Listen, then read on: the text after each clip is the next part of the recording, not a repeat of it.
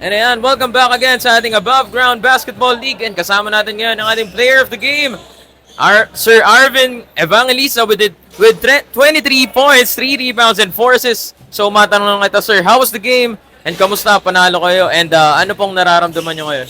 Syempre, masaya. First time namin sa liga na to. Marami na rin kaming nasasaliang 40 up na leagues. Pero nung sabi ko nga sa kanila, ang ganda nung liga nyo.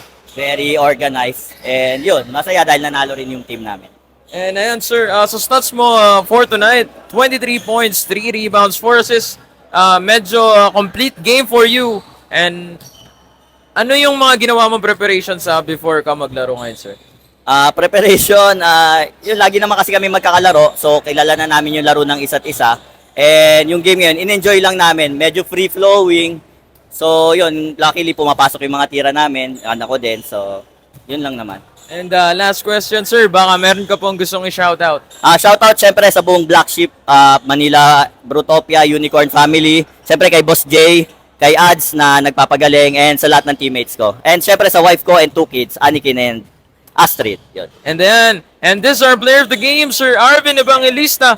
Thank you for watching, and this is Above Ground Basketball League. Thank you.